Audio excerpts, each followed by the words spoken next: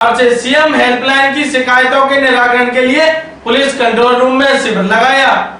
CM helpline की शिकायतों के निराकरण के लिए एसपी राय सिंह चंदेल द्वारा अभिनव पहल की गई, जिसके चलते पुलिस कंट्रोल रूम में कैंप लगाया गया, जिसमें पुलिस अफसरों ने शिकायतकर्ताओं की समस्या सुन उनका निराकरण करवाया। दरअसल सोमवार को पुलिस कंट्रोल रूम के सभागार में विशेष जन सेवा शिविर का आयोजन किया गया, जिसमें जिले के समस्त एएसपी, सीएसपी, एसडीओपी एवं थाना प्रभारी उपस्थित रहे। साथ ही इसमें शिकायतकर्ताओं को भी बुलाया गया। इस कैंप में मौजूद पुलिस अधिकारियों द्वारा न केवल शिकायतकर्ताओं की परेशानियों को सुना गया, बल्कि जिन समस्याओं को तुरंत हल संभव था उसका तुरंत निराकरण करवाते हुए शिकायतकर्ता के संतुष्ट होने पर दर्ज शिकायत को बंद करवाया गया, जिससे शिकायतकर्ताओं के चेहरे पर मुस्कान लौटी। जानकारी देते हुए पुलिस अधीक्षक राजेश सिंह चंदेल ने कहा, मूलतः भी शासन ने, माननीय मुख्यमंत्री जी ने जन सेवा में सीएम हेल्पलाइन को भी रखा है कि सीएम हेल्पलाइन में भी शिकायतें हैं उनका भी पूरी तरह निराकरण किया जाए। तो इसमें हम लोगों ने ये कोशिश कर रहे हैं कि जो शिकायतें हैं उसमें जो लीगल एक्शन है, जो पुलिस को कार्रवाई करनी थी, वो कंप्लीट हो जाए। कई बार ऐसा भी देखने में आता है कि व्यक्ति को मालूम नहीं रहता कि कानूनन क्या हो सकता है, क्या नहीं हो सकता है। तो हम उसको भी सुनना चाहते हैं। उसके अलावा कोई उसकी ऐसी समस्या हो जो एड्रेस नहीं हुई हो, तो उसके लिए हमने पहले थाना स्तर पे और एडिशनल एसपी स्तर पे अभी शिविर कराए थे। आज ये हमारे स्तर पे शिविर किया है कि इसमें सारे वरिष्ठ अधिकारी और टीआई भी लेके आएंगे।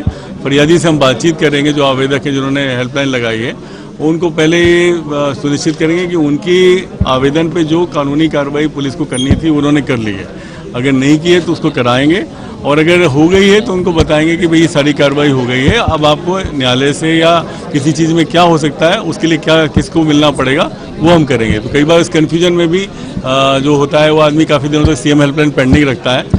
तो बेसिकली इसमें हम चाह रहे हैं कि हम लोगों के स्तर पर वरिष्ठ अधिकारी इसमें सुने उनकी बातें और उनकी समस्या जो है उसको निराकरण करें। कई बार ऐसा भी होता है कि पड़ोस में ही झगड़ा चल रहा है, छोटी सी बात का झगड़ा चल रहा है, तो वो भी रहता है। कई ऐसी समस्याएं जिसमें दूसरे विभागों का भी कहीं ना कहीं रोल होता है कि वहाँ सीमांकन नहीं हुआ है या कुछ और चीज़ें नहीं हुई हैं या परिवार का बंटवारा नहीं हुआ है, तो वो सारी चीज़ें भी हम सोच रहे हैं कि उनसे भी हमने कोऑर्डिनेशन किया है वो कलेक्टर साहब के साथ में। तो ऐसी समस्याएं जो इंटर डिपार्टमेंट होंगी हम लोग फिर कलेक्टर लेवल पर बात करके उसको भी निराकरण कराएंगे।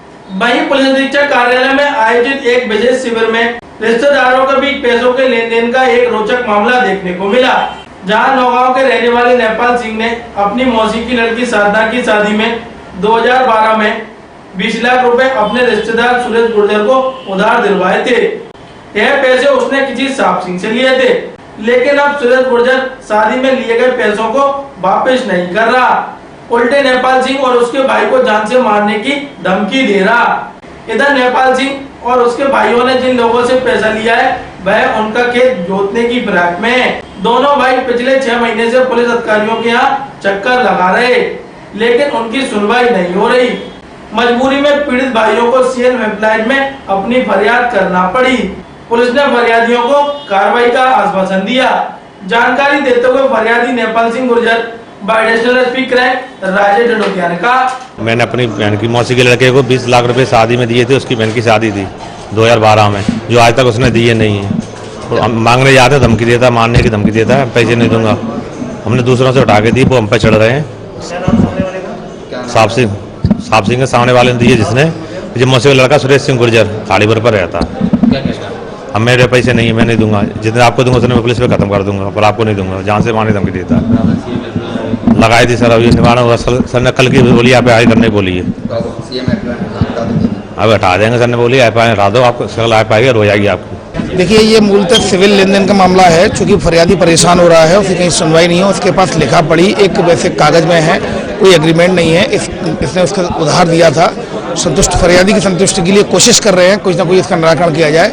इसके समझ में अनावेदक को भी बुलवाया गया था। अनावेदक के द्वारा ये बताया गया इसने कोई मुझे पैसा नहीं दिया है। तो अब ये इसकी जाँच कर रहे हैं और जाँच के आधार पर वैधानिक कार्रवाई